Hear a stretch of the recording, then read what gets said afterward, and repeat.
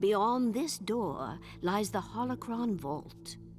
The Holocrons contain the most closely guarded secrets of the Jedi Order.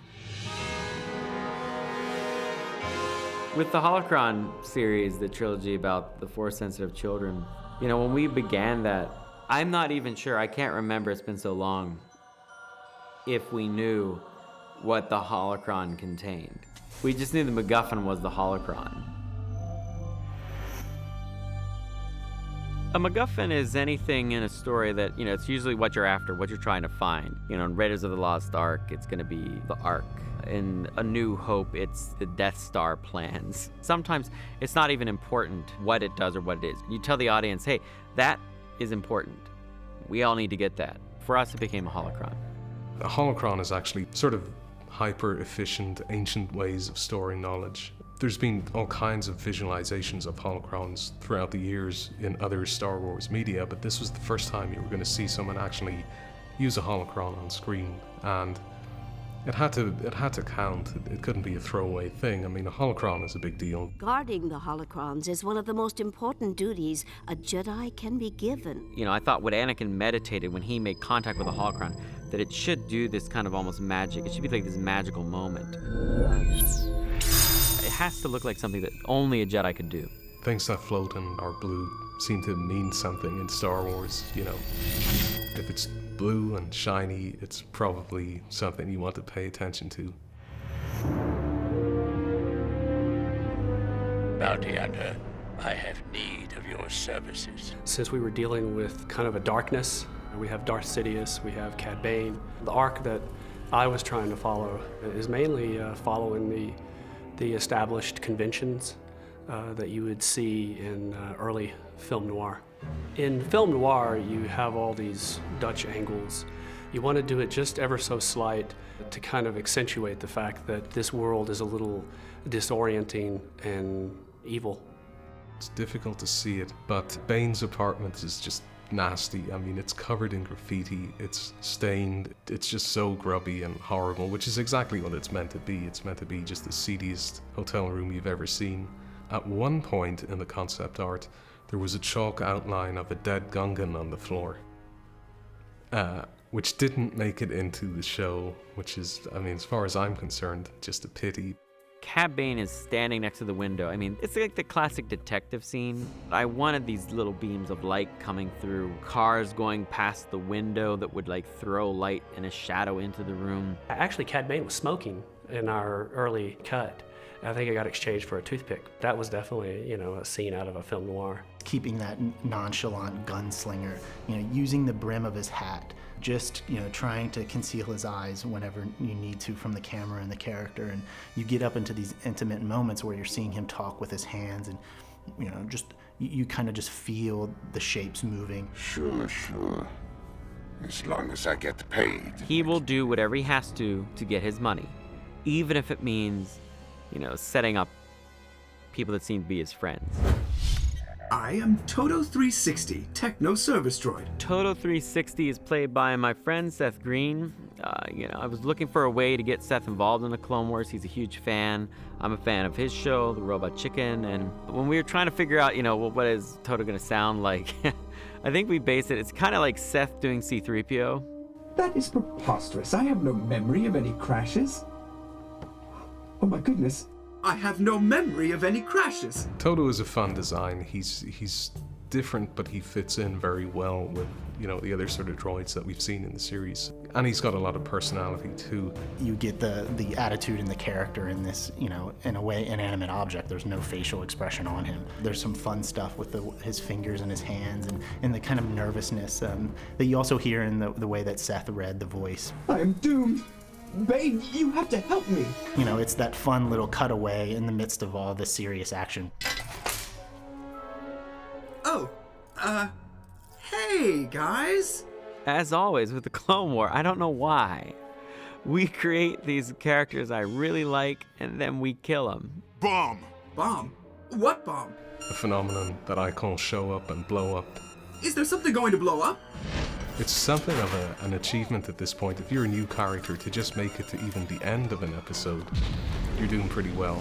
People die as soon as they show up on this show, so Yeah, poor Toto. Kato was a shape changer, very similar to Zam Wessel, same species. You know, we showed her walking around in her regular form, so you get the kind of ugly head with the big bug eyes. She's got this awesome helmet. Killian Plunkett designed her, and I was like, let's give her a helmet, because I knew that if we put a helmet on that head with the big eyes, it would have to look kind of weird, and it's awesome. It looks like a bug. But the hard thing about it is the clothing. What are you going to do about the clothing? We sort of had to justify how the model that we had of Kato Parasiti that's wearing this suit could morph into Ord Innocence, and suddenly her clothes were totally different as well. The justification we came up with was that the suit is actually a hollow projector, and that the antennae are in some way sort of morphing the clothes, kinda, sort of. So you'll notice when Kato's transformed into Ord Innocence or Jocasta Nu, there's sometimes a flicker, much like you see in a regular hologram transmission. And that is representing the fluctuation in the costume. Her clothes actually have not changed at all. You just don't realize it. Let's make this a bit more interesting. Editing, editing, editing is the key. It was a very hard scene to cut. I remember not only did we have my version and Rob's version and then Dave's version and then George's version and then Dave's version again and then George's version again. It did go on for a long time, and it was all about making it clear to the audience that if a bullet was to strike one of these tanks, that it spelled doom for everybody. Check your fire! It's problematic in the sense of you want to dramatically emphasize this situation, while at the same time you want to kind of engage everybody in the actual fight as well. Another thing that was hard is whenever they land. There's one way of doing it, which is you go to a wide shot and you see all these guys fall, but that's really not as fun. You kind of want to show somebody fall and then a bunch of people over here fall, and you have to do that really quick because it's all real time. But you can stretch it out to, you know, for emphasis, for emotional impact. When Anakin approaches the door, Sir, a Jedi is coming. He looks very unhappy. I mean, he's angry, he's intense. He's willing to kill everybody in that room to save his Padawan. You have nowhere left to run, bounty hunter. In a way, it's like we're seeing this darker side of Anakin, and in a very real illustration of why Jedi should not have attachments, we see that attachment issue get exploited before our very eyes. You know, we see this compassion Anakin has for her, that he puts his lightsaber down and he opens up this holocron. That's a big moment. I really thought Ashley's acting when Ahsoka feels bad is really well portrayed. No, Master! Don't do it! You hear the anguish in her voice. Master, no! For the first time, you really start to, at least for me in the animation, see who Ahsoka is as a person, especially when you see her in front of the Jedi Council and she's very apologetic and somber. You see that uncomfortableness in her, the emotion. It connects her a little bit more to the audience. I think you really get that they are by now a team, that they care about each other. There's a level of respect that we weren't seeing before. I can't let Bane get away. Patience! Master. You see that kind of maturity that Ahsoka Tano has not had in the past. The first time I read the script for Children of the Force, the first thing I asked was, why isn't this 2 episodes? Because there's just so much going on. We're jumping to so many different planets, and there's so many different characters. I just wondered how it was all going to somehow fit together. We know you've taken at least 2 children. Where are they? Children of the Force is the episode where they have their boy band moment and all sort of reach out their hands at the same time to try and use a mind trick on Cad Bane. The key to the whole thing in the end was the sound design.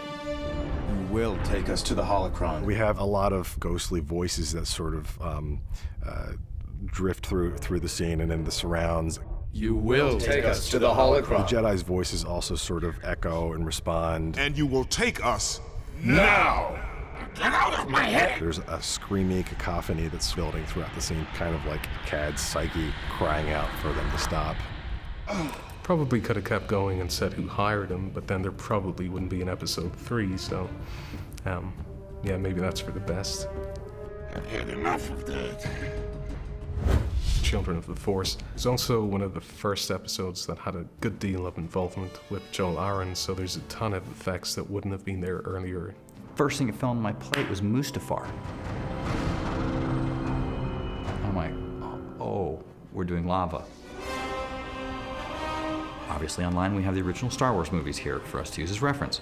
So I would always pull up that sequence of the movie and sample the color from that, and that would be my high. So the 4 cards that I had painted, all the color palettes are done from those originals. I tried not to copy directly, I tried really to put my own paint strokes in to make it look real.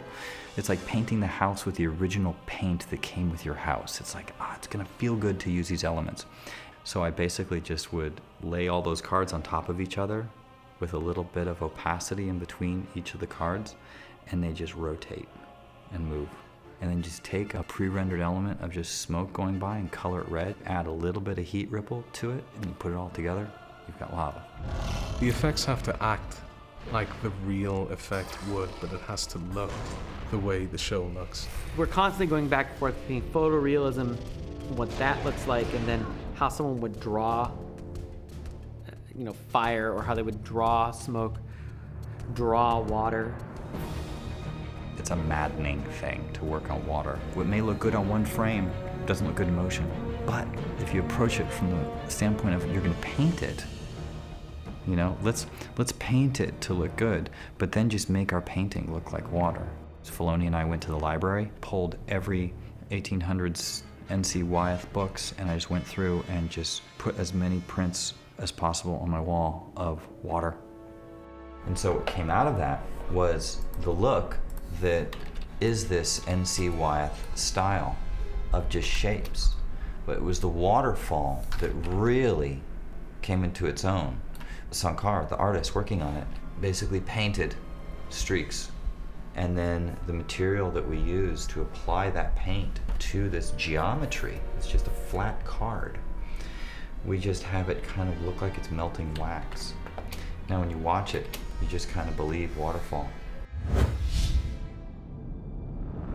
Really what we have in these 3 episodes, when you look at it, was step to the side of the massive Clone War, and we're dealing very specifically with things that involve the Jedi, and the Sith for that matter, and Darth Sidious's role. Among the children of the Jedi, there are no innocents. We have to keep him a presence in the Clone War, because in the end, all these things that the Jedi hold dear, holocrons, their younglings, Padawans, Jedi Knights, they'll all be destroyed because of the cunning evil of Darth Sidious.